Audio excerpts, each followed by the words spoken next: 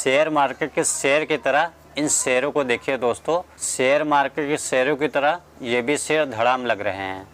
प्रधानमंत्री के सामने शेयर हो या शेयर बाजार, दोनों ही लौट रहे हैं। प्रधानमंत्री गुजरात के गिर के जंगलों में जंगल सफारी करने हुए निकले हुए हैं। सिर पर हैट, हाथ में कैमरा, आँख में चश्मा, बिल्कुल शिकारी की तरह दिख रहे हैं। बहुत लोगों को एक डाउट होने लगा है कि इस काले चश्मे की वजह से देश के हालत को प्रधानमंत्री को दिखाई देने लगा है या नहीं। रुपए की हालत डेली की डेली गिरती जा रही है। आपको पता है भारत के शेयर बाजार और रुपए के गिरने की इतनी बुरी हालत किसने की है?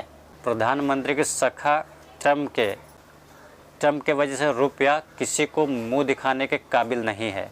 ट्रम्प ने कनाडा, मैक्सिको और चीन पर टैरिफ लगा दिए हैं और बाकियों को टैरिफ लगाने की धमकी दे रहे हैं।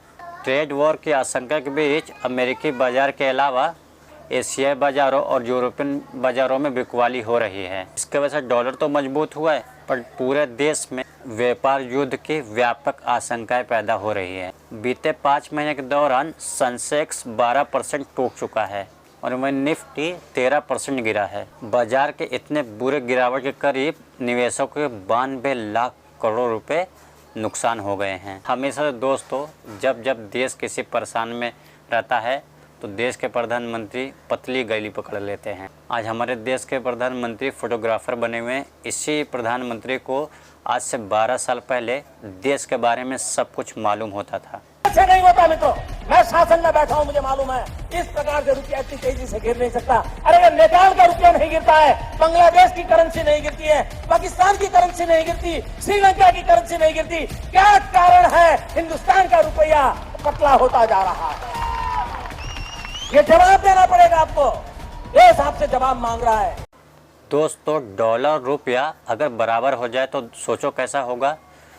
जो 1.5 लाख का आईफोन है वो 2000 में मिलने लगेगा और 50 लाख की फॉर्चूनर 60,000 रुपये में मिलने लगेगी। तो सवाल ये है कि हमारे देश में हमेशा रुपये का हालत खस्ता था कि डॉलर के कंपेयर में रुपया कभी बराबर भी था? तो इसका जवाब है दोस्तों हाँ, लगभग कभी बराबर भी था। जब रुपया और डॉलर बराबर थे, मैं आपको बता दूं दोस्तों, भारत के आज़ादी में रुपया और डॉलर लगभग बराबर थे। 1947 में दोस्तों $1 3 रुपये के बराबर था। 1949 आते आते $1 लगभग 4.5 रुपया हो गया और 1900 आते आते लगातार रुपया कमज़ोर हुआ तो डॉलर वहीं मजबूत होते रहा गया। 1980 में $1 करीब 7.5 रुपये पहुँच गया और वहीं 1990 में $1 17 रुपये के करीब आ गया और सन 2002 में $1 करीब 43 रुपये खर्च करने पड़ते थे और जनवरी 2010 में ये रेट करीब 46 रुपये तक पहुंच गया। इसके 10 साल बाद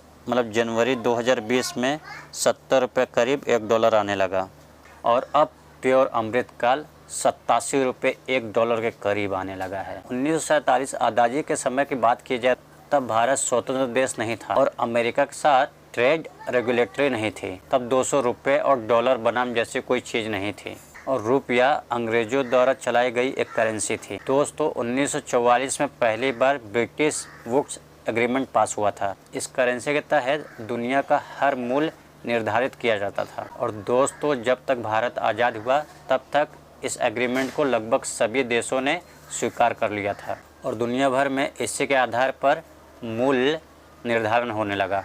शेयर बाजार में भारी गिरावट के बीच निवेशक भारत सरकार से उम्मीद कर रहे थे राहत की। बाजार में मांग उठ रही है कि सरकार long term capital gains LTCG में कटौती करे या इसे पूरे तरीके से खारिज कर दें। कई एक्सपर्ट यानी कि STT को हटाने या घटाने की मांग कर रहे हैं। सरकार का मानना है बाजार में गिरावट की असली वजह ग्लोबल अनिश्चितता है और ये एक तरह का नेचुरल कनेक्शन है क्योंकि बाजार पहले से काफ़ी ओवर वैल्यू था तो इसमें LTC या STT का बदलाव करने का कोई भी वो नहीं था। ऐसे में LTCG टैक्स या STT टैक्स बदलाव करना इस समस्या का समाधान नहीं था। तो दोस्तों आपका क्या कहना है शेयर मार्केट के गिरते वजह को? अपने राय कमेंट बॉक्स में ज़रूर ड्रॉप करें और वीडियो अगर आपको अच्छा लगा तो वीडियो को लाइक शेयर सब्सक्राइब जरूर करें। Thank you so much. जय हिंद।